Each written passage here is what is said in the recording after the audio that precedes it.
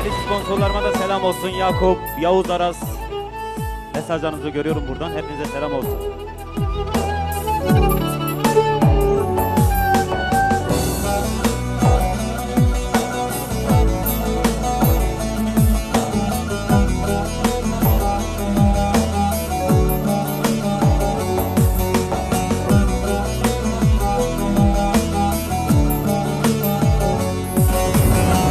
Bırak bu sevdayı, düşme peşime.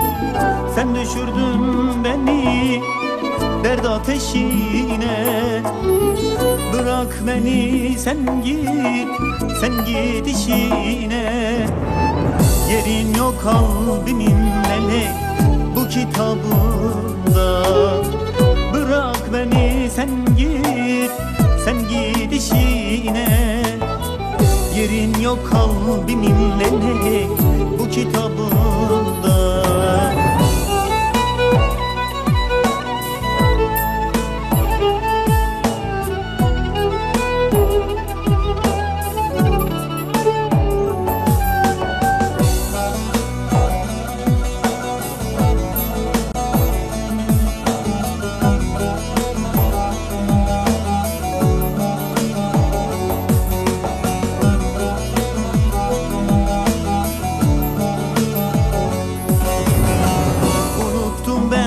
Sana ait ne varsa vermezdim Azrail canımı alsa.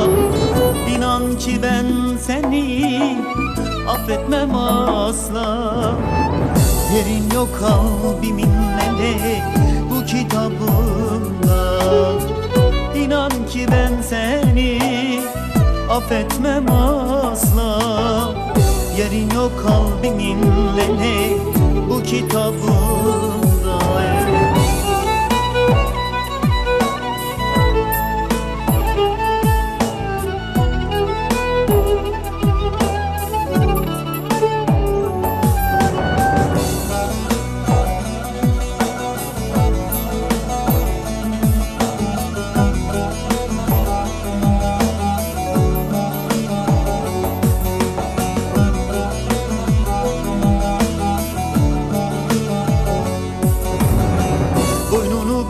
Büküp de özür dileme.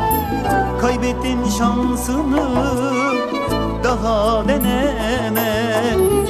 Bir dilenci gibi kapıma gelme. Yerin yok kalbimin melek bu kitabında. Bir dilenci gibi kapıma gelme. Yerin yok kalbimin melek bu kitabında.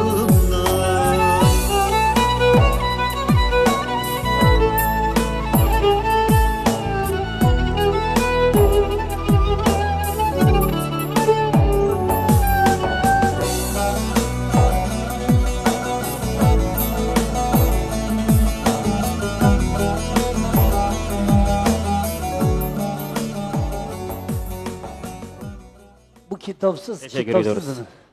Bu siz müzik sana mı ait yine? Bu Erdal Tatar kardeşime ait. İyi, Allah, niye kendi eserini okumadın? Dedim ya, o adamın yüreğini sevdim, İyi, o tamam, yüzden okudum. Güzel dostların ellerinden Evet, öpeyim, evet, değil mi? aynen. Yüreğine sağlık diyorum. Eyvallah, sağ Teşekkür olasın ediyoruz. diyorum. İyi ki varsın. Sen